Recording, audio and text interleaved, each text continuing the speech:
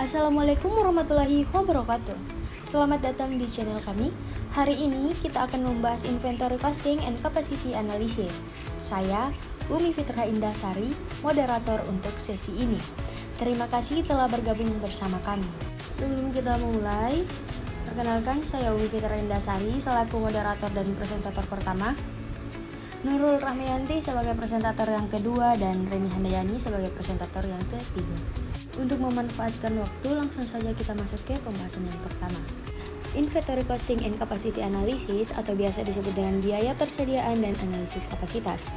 Materi tentang analisis biaya dan kapasitas persediaan atau inventory costing and capacity analysis umumnya membahas beberapa topik utama terkait manajemen persediaan pengelolaan kapasitas dalam suatu sistem atau perusahaan.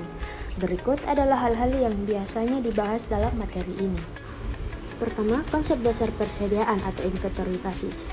Persediaan merupakan bagian penting dalam manajemen suatu perusahaan, baik dari sektor perdagangan maupun manufaktur.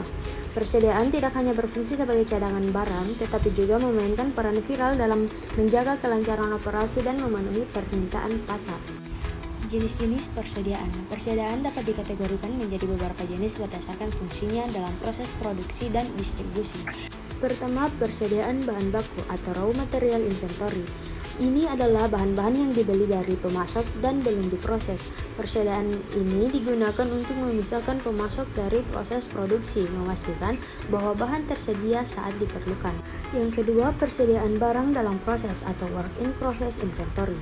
Merupakan barang-barang yang sedang dalam proses produksi tetapi belum selesai. Ini mencakup semua biaya yang telah dikeluarkan untuk memproduksi barang tersebut, termasuk bahan baku dan tenaga kerja. Yang ketiga, persediaan barang jadi atau finished goods inventory, produk yang telah selesai diproduksi dan siap untuk dijual. Persediaan ini memungkinkan perusahaan untuk memenuhi permintaan pelanggan dengan cepat tanpa harus menunggu proses produksi. Yang terakhir yaitu persediaan pemeliharaan, perbaikan, dan pengoperasian atau maintenance, repair, operation, inventory. Jenis ini mencakup barang-barang yang diperlukan untuk pemeliharaan dan perbaikan agar proses produksi tetap berjalan dengan lancar. Fungsi persediaan. Persediaan memiliki beberapa fungsi penting dalam operasional perusahaan. Yang pertama, menghindari kekurangan bahan, di mana dengan memiliki persediaan yang cukup, perusahaan dapat menghindari gangguan dalam proses produksi akibat kekurangan bahan baku. Yang kedua, memenuhi permintaan pasar. Persediaan memungkinkan perusahaan untuk memenuhi permintaan pelanggan secara tepat waktu, terutama saat permintaan meningkat secara tiba-tiba. Selanjutnya yaitu mendukung produksi yang lancar. Persediaan membantu menjaga kelancaran proses produksi dengan menyediakan bahan yang diperlukan pada waktu yang tepat, sehingga mengurangi risiko keterlambatan. Dan yang terakhir yaitu menghadapi fluktuasi permintaan, di mana persediaan berfungsi sebagai buffer untuk menghadapi fluktuasi permintaan yang tidak terduga, sehingga perusahaan dapat tetap beroperasi meskipun ada perubahan mendadak dalam kebutuhan pasar. Ini saya akan memaparkan tentang materi biaya persediaan atau inventory cost. Manajemen persediaan melibatkan pengelolaan berbagai jenis biaya yang timbul dalam proses memesan, menyimpan, dan mengelola barang. Pemahaman terhadap jenis-jenis biaya ini sangat penting untuk memastikan efisiensi operasional yang meminimalkan pengeluaran yang tidak perlu. Berikut adalah penjelasan mengenai 4 jenis biaya utama dalam manajemen persediaan. Yang pertama itu ada biaya pembelian atau ordering cost.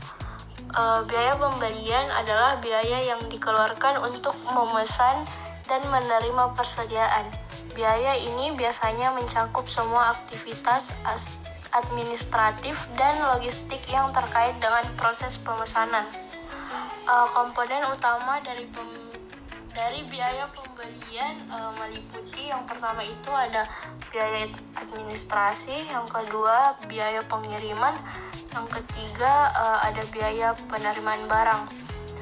Biaya pembelian biasanya juga meningkatkan seiring dengan frekuensi pemesanan. Oleh karena itu, perusahaan seringkali mencari keseimbangan antara jumlah pesanan dan frekuensinya untuk mengoptimalkan biaya ini. Yang kedua itu ada biaya penyimpanan atau holding cost. Biaya penyimpanan adalah biaya yang berhubungan dengan menyimpan barang di gudang hingga barang tersebut digunakan atau dijual. Biaya ini mencakup berbagai elemen, seperti yang pertama itu ada biaya ruang gudang, yang kedua biaya pengamanan, yang ketiga biaya kerugian akibat kerusakan atau kadaluarsa, yang keempat adalah biaya modal. Materi yang ketiga itu biaya kekurangan atau stock out cost. Biaya kekurangan adalah biaya yang timbul ketika perusahaan tidak memiliki cukup persediaan untuk memenuhi permintaan pelanggan atau kebutuhan produksi. Adapun beberapa elemen dari biaya kekurangan yaitu yang pertama itu hilangnya penjualan, yang kedua biaya pengiriman ekspres, yang ketiga kerusakan reputasi, dan yang keempat adalah gangguan produksi. Dan untuk materi keempat itu ada biaya pembelian atau purchase cost. Biaya pembelian adalah biaya yang langsung dikeluarkan untuk membeli barang atau bahan baku dari pemasok. Adapun elemen utama dari biaya pembelian yaitu yang pertama harga beli barang, yang kedua diskon pembelian, dan yang terakhir pajak dan bea masuk. Yang kelima itu model pengelolaan persediaan. Adapun poin-poinnya, yang pertama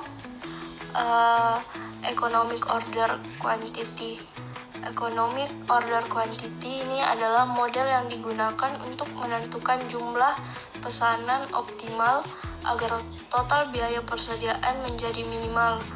Biaya yang diperhitungkan dalam economic order quantity meliputi biaya pemesanan atau ordering cost dan biaya penyimpanan atau holding cost. Poin yang kedua itu ada reorder point. Reorder point adalah titik di mana perusahaan harus memesan ulang persediaan untuk menghindari kekurangan stok. Dan reorder point membantu memastikan bahwa perusahaan memiliki cukup persediaan hingga pesanan baru tiba. Dan yang poin ketiga itu ada metode FIFO, LIFO, dan average costing. Untuk metode FIFO di sini barang yang pertama kali dibeli adalah barang yang pertama kali dijual atau digunakan. Keunggulannya itu untuk mengurangi resiko barang kadaluarsa atau usang, cocok untuk barang dengan umur simpan pendek. Yang kedua ada metode LIFO. Metode ini barang yang terakhir kali dibeli adalah barang yang pertama kali dijual atau digunakan. Keunggulannya untuk memberikan keuntungan pajak saat harga naik karena menghasilkan COGS yang lebih tinggi dan laba yang lebih rendah. Dan yang ketiga adalah average costing. Ini untuk menghitung rata-rata biaya semua barang dalam persediaan untuk menentukan COGS-nya. Keunggulannya untuk menstabilkan dalam pelaporan keuangan karena fluktuasi harga dihaluskan. Baik teman-teman, perkenalkan nama saya Rini Handayani. Di sini materi selanjutnya yang akan kita bahas adalah analisis kapasitas atau capacity analysis. Jadi teman-teman, sebelum kita membahas lebih lanjut mengenai analisis kapasitas, teman-teman sudah tahu tidak apa itu kapasitas? Nah, jadi kapasitas adalah kemampuan sistem atau fasilitas untuk memproduksi atau menyimpan barang dalam periode tertentu. Dalam konteks manufaktur, kapasitas mencakup berbagai aspek seperti kapasitas mesin, tenaga kerja, dan ruang penyimpanan. Analisis kapasitas bertujuan untuk memastikan bahwa sumber daya yang tersedia dapat memenuhi permintaan pasar secara efisien. Perhitungan kapasitas sering melibatkan faktor utilitas dan efisiensi untuk menentukan kapasitas aktual yang dapat digunakan. Nah, teman-teman sudah tahu kan apa itu kapasitas dan sudah tahu tujuan analisis kapasitas itu apa. Jadi selanjutnya yang akan kita bahas di sini adalah kapasitas tepat waktu. Jadi teman-teman, kapasitas tepat waktu itu mengacu pada kemampuan perusahaan untuk menyesuaikan kapasitas produksi dengan permintaan pasar secara efisien. Strategi ini sering melibatkan pendekatan just in time atau bisa disingkat sebagai JIT, di mana produksi ini dilakukan sesuai kebutuhan untuk menghindari kelebihan stok atau kekurangan barang. Dengan menggunakan metode JIT, perusahaan dapat mengurangi biaya penyimpanan dan meningkatkan efisiensi operasional. Perencanaan kapasitas yang baik juga melibatkan prediksi permintaan masa depan agar perusahaan dapat merespon fluktuasi pasar dengan cepat. Jadi materi selanjutnya yang akan kita bahas di sini adalah kapasitas terbatas atau bottlenecks. Jadi teman-teman, bottlenecks ini adalah titik-titik dalam proses produksi atau penyimpanan yang membatasi kemampuan untuk meningkatkan output atau efisiensi. Nah, bottlenecks ini biasanya terjadi pada mesin atau stasiun kerja dengan kapasitas paling rendah dibandingkan bagian lain dari sistem. Identifikasi bottlenecks ini sangat penting karena mereka menentukan kapasitas maksimum sistem secara keseluruhan. Nah, untuk mengatasi bottlenecks ini, perusahaan dapat mengambil langkah-langkah seperti menambah jam kerja, penjadwalan ulang, subkontrak pekerjaan tertentu, dan investasi dalam mesin baru atau peningkatan fasilitas produksi. Selanjutnya, kita akan masuk pada perhitungan kapasitas. Jadi, perhitungan kapasitas itu melibatkan beberapa elemen penting teman-teman sekalian. Yang pertama ada rate capacity, di mana kita menghitung kapasitas berdasarkan jumlah mesin, jam kerja, utilitas, dan efisiensi. Kedua, ada kelebihan dan kekurangan kapasitas. Membandingkan kapasitas tersedia dengan kapasitas yang dibutuhkan untuk menentukan apakah ada kekurangan atau kelebihan. Ketiga, ada alternatif solusi. Jika terjadi kekurangan kapasitas, perusahaan dapat mempertimbangkan solusi jangka pendek, penambahan shift, atau jangka panjang investasi fasilitas baru.